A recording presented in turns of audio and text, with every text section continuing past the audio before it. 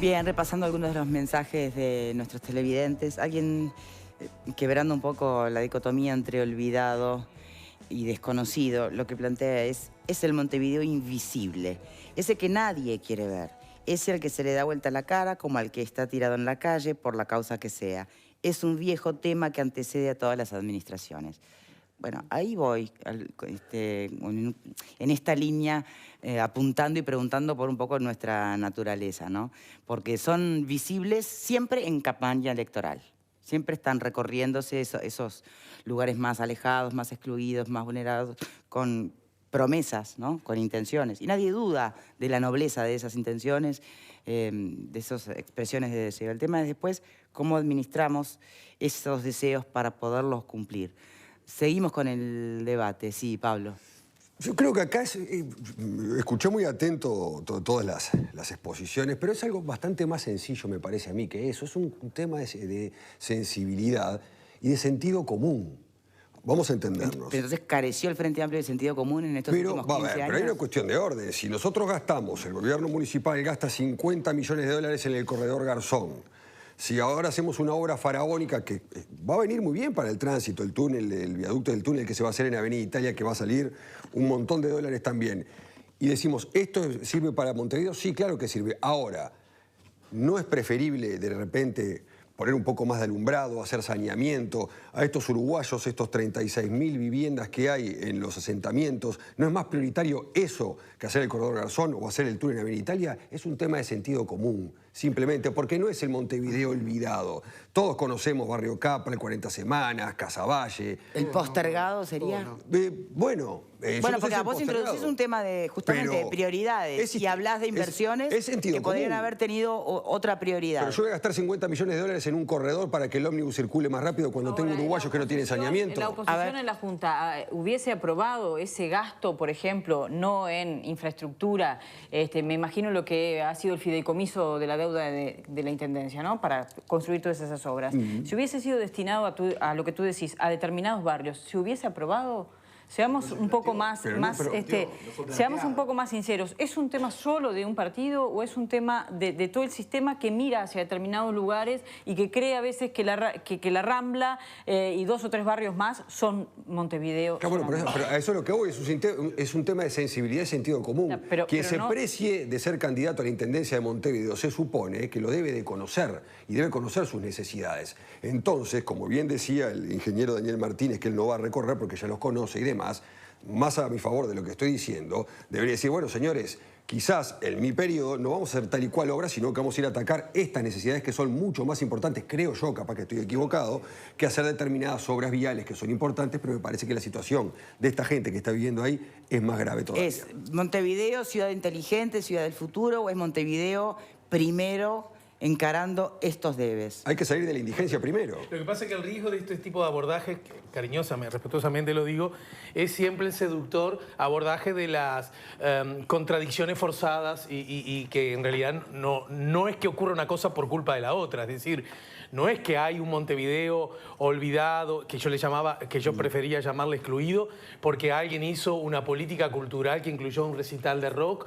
o porque se hace una bicisenda, o porque... Me parece que esa es una falsa contradicción que en todo caso, en el mejor de los casos, luce un tanto demagógica. Me parece que el problema es de otra profundidad. Y creo que recién nuestro invitado sugirió algunas líneas de atención, por lo menos de abordaje del tema, que tiene que ver con que quizás se sale de la lógica estrictamente electoral. Por eso yo preguntaba más temprano, señalaba más temprano a qué lógica nos íbamos a tener. Si queremos participar de la lógica de la campaña electoral, porque en todo caso, Victoria, el que vos citabas, el tuit de Villar, era, ¿no? El de Villar que citó. Sí, ese es un tuit que también es en lógica de campaña electoral. Cuando dice Villar, bueno, yo prefiero, porque tiene que ver también con su interna, tiene que ver con que Carolina Cose sale de una manera, entonces se obliga a salir de otra. De alguna manera todos nos ponemos enfrente a Martínez, que luce como el favorito. Esas son cosas que nosotros estamos obligados por lo menos a tener en cuenta y ya saber si nos dejamos o nos dejamos llevar por esas lógicas. A mí me parece que hay un tema fundamental, como dato último, muy interesante, y tiene que ver cuál es nuestro vínculo con el Estado, porque lo que es muy cierto, que el Estado tiene vida propia y no solo desconfía, me atrevo a sugerir algo a Nicolás, no solo desconfía de los ciudadanos, el Estado desconfía de sí mismo. las oficinas del Estado, las agencias del Estado, desconfían de sí mismas, por eso no dialogan entre ellas. Es una cosa perversa, absolutamente perversa. Lo que pasa es que aumenta esa perversidad, que cuando alguien viene con la idea, che, esto hay que cambiarlo, che, esto hay algo que modificarlo, enseguida, ¿cuál es la opción? Única casi.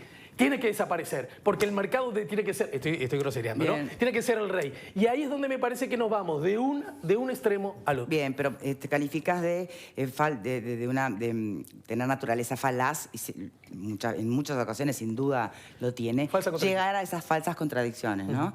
Sí, festival de rock versus asentamiento, bueno, no da. No, eso no da. No da. Bueno, eso no da. Dicho, pero un corredor Garzón mal hecho, con todo lo que costó la inversión y la remodelación, versus, no sé, eliminar un asentamiento, ¿eso es falaz? No, ¿Eso es una falsa posición? Es falaz. Festival de rock, es demagogia. asentamientos no da. No, es demagogia hacer un discurso que no está alineado a la realidad. Hechos y no palabras. Es decir, Martínez decir que no hay que pegarle a las personas cuando se dedicó a pegarle a la calle Pou en toda la elección pasada presidencial, eso es demagogia. Si es esa demagogia que te referís, Alejandro, hablamos. Ahora, desde el punto de vista de mirar y analizar... decir que no hay asentamiento por culpa de los festivales de rock... No, yo no dije que no hay que hacer asentamiento. Digo que hay que gastar bien.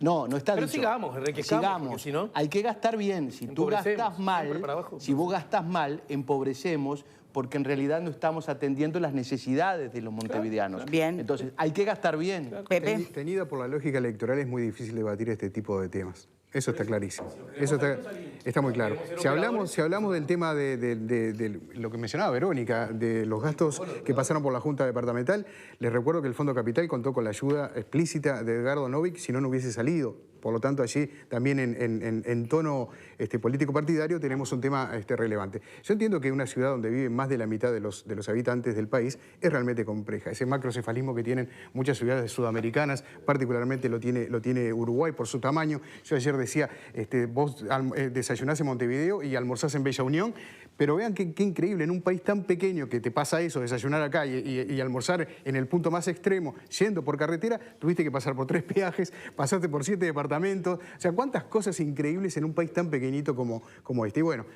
resulta increíble que en la escala que tenemos, y ahí voy a lo que decía Vero, no se puedan solucionar este tipo de problemas. 1.400 personas viviendo en situación de calle, por ejemplo. Me hago la misma pregunta. ¿La sociedad está dispuesta a invertir dinero para solucionar este problema? Bueno, ¿nos lo han preguntado finalmente alguna vez? Invertir dinero para solucionar. Y ahora, ¿qué es lo que pasa? Tanto el gobierno central, pero las intendencias particularmente, tienden que atender una multiplicidad de demandas. Entonces, ese es un problema. La palabra prioridad, ¿no hay que tenerla en cuenta? Sí, pero son muchas dimensiones como para atender a diferentes actores políticos, diferentes, digamos, segmentos de votantes y demás. Es decir, a determinados sectores lo que les interesa es una cosa, a otros quieren que el castillo del Parque Rodó ya lo arreglaron, esté arreglado, los otros no sé qué. Es decir, empieza a haber una evaluación que no es muy racional, pero eso trasciende esta situación electoral, las cuales las propias personas avalan, ¿sí?, determinadas inversiones que tal vez no sean las prioritarias digo, que hay problemas de gestión. Yo saqué la cuenta por mi propia cuenta, aunque sea reiterativo, por ejemplo, de la regasificadora ANCAP y Pluna, y llegué a las mismas cuentas que la calle de Pou, son 2.500 millones de dólares aproximadamente de mala gestión, y eso es clarísimo. Hay momentos que uno dice, esto es un agujero negro, se fue toda la plata por acá, y eso es verdad, y también hay que tenerlo presente y saber que esos errores no se pueden cometer. Pero por otra parte, también yo quiero saber si la ciudadanía está dispuesta a pensar otro modelo de desarrollo y a respaldarlo económicamente. En principio pensaría que no. A ver, ¿qué pensás vos, Alfredo? Yo creo que lo de campaña electoral tiñe todo, porque ahora la Intendencia es responsable de la seguridad ciudadana, claro, de los asentamientos, va a ser del narcotráfico, de las relaciones internacionales. Déjense de bromar. Es decir, no es el tema... yo creo que el gran problema de fondo de esto, si queremos hablar en serio, es el rol que se le ha dado a la Intendencia de Montevideo. Claro. Tiene un montón de cosas que en realidad no le competirían a la Intendencia. Claro. Y que me parece que ahora todo le atribuimos a la Intendencia, desde las policlínicas famosas, tener un seguro integrado de salud, un sistema integrado de salud, y la Intendencia sigue teniendo policlínicas, bancadas por la Intendencia, como de locos. El tema cultural, ¿es la Intendencia la encargada de hacer eso? En realidad, es decir, podemos haber un montón de campos que le hemos dado a la Intendencia. Bueno, ¿no dio justamente la candidata Laura Raffo señales en esa dirección? ¿Quién la acompañó en su recorrida? ¿Quién? Caras de otras carteras, justamente de otras áreas, que responden a agenda nacional, no necesariamente... Eso es para hacer publicidad y que tiene ¿Puedo agregar me gustaría agregar un comentario porque es que la Intendencia empezó a asumir gradualmente funciones y fue por algo muy sencillo. En los 90 se instaló un modelo económico acá en Uruguay que empobrece a la mayoría de la población. Claramente los cantegriles y los asentamientos que tanto les preocupan explotan por todos lados, etcétera, etcétera. Las políticas públicas en ese momento ni siquiera existía el término, eran prácticamente inexistentes y los cuadros sociales eran gravísimos. Entonces, ¿qué pasa? La Intendencia de Montevideo, que fue una intendencia del Frente Amplio, empieza a asumir políticas sociales que en realidad tendrían que haber sido generadas del gobierno central. Claro. Y eso dura más o menos ¿cuánto tiempo? 10 años, no, un poco más, 15 años. Entonces, claro, uno tiene una intendencia que tiene una cantidad de funciones sustitutorias en algunos casos del gobierno central que no hacía ninguna. Yo estos elementos también los estamos mezclando. No estamos mezclando nada. Es empírico lo que pasa. Daniel Martín responsable de todo. Estamos mezclando y estamos tratando de figurar o disfrazar una realidad que se ve. No se puede tapar el sol con la mano. Está bien, me habla de las políticas económicas de los 90, hace 30 años. Perfecto. Sí, claro, no había y el país estaba quebrado en 4 pedazos. Tiene efectos hasta el día de hoy. Está bien. Claramente, la del 2000, la crisis del 2000 vos me decís que después de 30 años de gobierno municipal, 15 años de gobierno nacional, es culpa de las políticas neoliberales de los 90 que crearon asentamientos y siempre existieron y nunca se pudieron combatir. Bueno, vos me decís que es más importante... En todo caso, ¿cómo se explica que hayan resurgido? Pero que el castillo del Parque Rodó es más prioritario para la Intendencia que es normal. Señores, de a uno, por favor. Hay un problema de tiempo que es normal que la gente que no estudia la sociedad lo tenga. Los efectos, a veces, por ejemplo, de una situación, pueden llegar a 40, 50, 60 años. Es clarísimo, hay estudios profundos de esto. Claramente, por ejemplo, estos casi 12.000 presos no salieron de la nada, tienen que ver con los 90, tienen que ver... Tenemos trayectorias, biografías, cuantitativos, estudios cualitativos, etc. Entonces, ¿qué pasa? Yo creo que lo que sucedió en el caso de la Intendencia es que empezó a asumir funciones que no le correspondían. Es lógico. ¿Para qué? Para, de alguna manera, sustituir funciones que el gobierno central, por las concepciones que tenía en ese momento, realmente no las estaba generando. No las estaba generando. Y eso después no cambió, no se revirtió. ¿Por qué no se revirtió en 15 años? Bueno, ahí yo no sé, ahí hay un problema. La mayor bonanza económica, la mayor cantidad de ingresos y recursos económicos en el gobierno central y a su vez en el gobierno departamental. ¿Por qué no lo revierten? Pero hubo una definición política. Yo me olvido más de aquella frase de Tabaré Vázquez, intendente, que dijo, entregar de comerle a un niño y tapar un pozo lo de comer a un niño. Era una cuestión de decisión política, de acumulación, para llegar a lo que llegó después, al gobierno. El tema es que una vez llegado al gobierno, la Intendencia siguió haciendo cosas que no le corresponden. Los asentamientos no son propiedad o no son competencia de la Intendencia. Ayer me enteré, no tenía la cifra, que en 9 años, 10 años, el Estado subvencionó a la industria de la construcción privada de 1.100 millones de dólares con la famosa construcción de los edificios esos de interés social. 1.100 millones de dólares. ¿Cuántos asentamientos podíamos haber limpiado con esa plata? Y no de viviendas que muchas de ellas son especulación pura. Curiosamente, ese plan terminó siendo un fracaso porque el fin, que era justamente el de la vivienda social, no se terminó concretando. Y formó parte de la batería de la, de la lógica inmobiliaria que benefició, como suele ocurrir, a los que más tienen. Lo que pasa es que lo dejó librado una vez más al mercado, ¿no? Creyendo que el mercado solo iba a regular una situación que creo que solo un Estado eficiente, vamos a decirlo así, puede regular. Respecto a esto de la Intendencia, necesita me parece... la mano invisible me parece siempre, ¿o no? redondeo Lo que y... se necesita. Redondeo esto. Pensando en Adam Smith. Perdón. Estaba tratando de redondear un concepto. Respecto a esto de la intendencia, está muy bien, digo, yo entiendo que pueda tomar atribuciones que no le corresponderían en principio, pero ¿cómo se explica que un presidente como Mujica tuvo que crear un plan de vivienda para esas personas que no tienen ni el ingreso fijo y demás, bancándolo con un porcentaje de su salario y de algunos amigos, lo que fue el plan Juntos? Digo, lo único que me parece es que no pudo vencer, bueno, tal vez esa barrera que plantea Guigú, que es un Estado totalmente... Bueno, lo plantea en varias entrevistas todos los fracasos que tuvo, porque justamente para cambiar determinadas situaciones, yo creo que es necesario reconfigurar el Estado uruguayo, pero el problema que empieza lo que decía Alejandro, que es la tentación de quedarse sin Estado. Entonces, ¿cuál es el margen que tiene uno para estudiar seriamente cuando hay gente que quiere desguazar el Estado para robarlo o para venderlo por 3 pesos, como ha pasado en los países latinoamericanos? Eso es importante también. O sea, la intendencia es Estado, por eso hablo del Estado. Sí, o sea, es muy básico y digamos, y las políticas que tienen que ver con todo el país tienen que ver con el Estado, sobre todo en Uruguay. A ver, acá no hay una sociedad entonces volvamos a la pregunta furibunda ni élite organizadas como para atender. Permítame, entonces la pregunta ¿cuál tendría que ser para quienes tenemos que votar intendencias, no intendentes en las elecciones?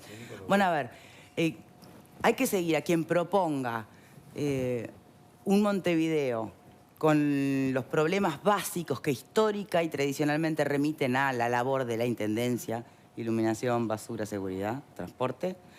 O hay que votar a quien además incluya en ambiciones mayores que excedan y que no terminen nunca de solucionar los básicos.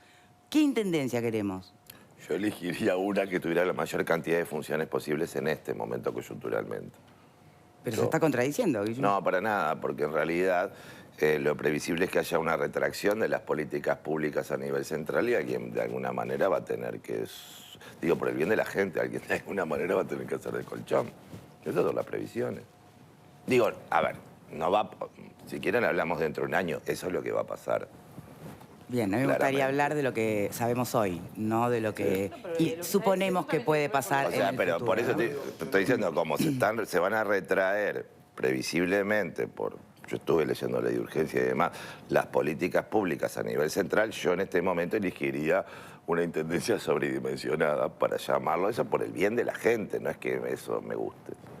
Por el bien de la gente, yo no vi en ningún lado de que existe una retracción de los planes sociales o de las políticas sociales. Al contrario, existe un lineamiento de amplificar las gestiones que tienen que ver con las políticas sociales, con la atención a la gente que está en la calle, con atención a los indigentes y hacer políticas más efectivas. Tal vez es gestionar mejor y ahí va la contradicción que es haber tirado tal vez 2.000 millones de dólares entre la regasificadora, ANCAP y demás, y no haberlo volcado en la gente. Y tal vez ahí es donde está la contradicción que tiene que ver con lo que es la mala gestión. Es decir, el Estado no es el problema del Estado, el problema es de las personas que integran el Estado, que mal gestionaron, que derrocharon dinero, que no lo supieron volcar correctamente y que se apunta a que una nueva gestión pueda ser más eficiente. La eficiencia hoy manda, los equipos hoy mandan, y la atención a los más necesitados siempre en el Uruguay, un Uruguay solidario, democrático, siempre ha estado instalado en nuestro país. Diego, pero yo no creo que Guigú esté tan errado, porque acordate que hay que reducir el déficit fiscal, que está cercano al 4%, y el ahorro que se plantea de los 900 millones de dólares, de algún lado va a tener que salir. Y siempre salen eso está claro, y el que gestiona es uno solo. Claro. Aparte, el tema de la gestión es muy relativo. A vos te puede parecer buena la gestión, por ejemplo, de una intendencia que proponga un tren o un ómnibus largo, si querés, por el medio de Avenida Italia, como se ha dicho, hasta el Pinar, y alguien puede decir, bueno, sí, eso puede beneficiar a muchos vecinos de Avenida Italia para acá. Yo lo que quiero es buen transporte para ese tipo de barrios donde el transporte está muy complicado. La llegada del transporte a esos lugares está muy complicado. Por otra parte, es natural que el que llega nuevo y quiere gestionar siempre va a proponer cosas. Para eso llegó también. De alguna manera tiene que atender todas esas capas que mencionaba Guigú, ¿no? Que son muchas aquí en nuestro país. Muchas. Bien, antes de cerrar este capítulo me gustaría una reflexión final de nuestro invitado. Volver sobre el punto inicial, ¿no? ¿Somos conscientes de todas las realidades que confluyen en una ciudad que llamamos Montevideo? No, digo, la ciudadanía común no, porque aparte inclusive los recorridos por la ciudad son muy diferentes. Por ejemplo, la gente muy pobre no conoce mucho la ciudad porque no tiene muchos recursos para desplazarse. Hay otros sectores que sí, pero digamos, conocer en profundidad, yo creo que la mayoría de nosotros vive en su pequeña burbuja y bueno, y tal vez lo que es interesante de este tiempo político es que se pone esto en discusión, empiezan a aparecer escenas, pero son siempre las mismas escenas, que también son cansadoras, por la comadreja en el asentamiento, el nenito, no sé qué. Digo, yo creo que sería bueno que ya que somos pocos, digo, la gente que vive en esta parte del mundo, pensáramos un poco más en profundidad, es decir, ¿qué modelo de desarrollo quiero? Estoy dispuesto a apoyar planes que erradiquen realmente la pobreza en detrimento de otro, porque no hay dinero para todo, obviamente. Estoy dispuesto a hacer eso. ¿Qué factores, qué intereses pueden intervenir? Yo vuelvo a insistir, va a haber una retracción, lo digo claramente. Va a haber una retracción de las políticas públicas del gobierno central, claramente. Eso le digo, si quieren hablamos. Por lo menos se apuesta en el gobierno central electo a que no se despilfarre en mala gestión. En este momento que sí entran realmente en riesgo las políticas públicas incompletas y mal presupuestadas que ya existían, yo creo que es importante pensar en las opciones políticas que, en fin, por lo menos traten de que el golpe no sea tan duro. Yo creo que se viene una época muy difícil, va a haber una reforma jubilatoria inevitable, van a pasar muchas cuestiones, va a haber muchos elementos que esta situación de verano, digamos, que está por terminar, va a durar un tiempo más, un año o dos. Tampoco me va a decir que es un verano idílico. ¿Es los gobiernos que se van o es culpa no, de los por que el vienen? modelo que van a traer, ya fracasó. Este gobierno va a fracasar en una cantidad de cuestiones. Lo único que espero, lo digo claramente, lo afirmo Bueno, sí, a ver, es la opinión de nuestro invitado. Cada uno acá puede tener. Porque más o menos tengo las proyecciones de los países de América Latina cuando asumen gobiernos con este perfil. Y las proyecciones de los gobiernos del otro perfil, ¿las tenemos? Sí, claro. Sí, ¿Venezuela, claro. por ejemplo? ¿Eh? ¿Venezuela, por ejemplo? Desastre, claro. Sí, pero yo, no estoy hablando... Yo no pertenezco, digamos, a ese mundo de pseudo Guerra Fría. La Guerra Fría ya terminó. Estoy viendo más o menos cómo determinados gobiernos, determinado cuño, imponen determinados modelos que van a ser más excluyentes. Yo no desearía esto. O sea, no es que ojalá no suceda. Ojalá no suceda, ojalá que esté equivocado, pero si quieren nos juntamos a fin de año del otro y van a ver que voy a tener razón. Habrá tiempo, por supuesto, para ir conversando. Y no es porque tenga la bola de cristal, es porque es algo bastante obvio y evidente para cualquier persona que siga los procesos de América Latina. Y hay otra cuestión también que mi preocupación fundamental, más que el desarrollo ahora, es la salud de las instituciones democráticas. Eso sí, estoy preocupado por eso. Bien, de todas maneras, hoy lo que tenemos es el adelanto 1 de marzo, que lo único que refleja es que nuestra salud democrática anda bien. Qué bueno. Muchas gracias por habernos acompañado, Guillú.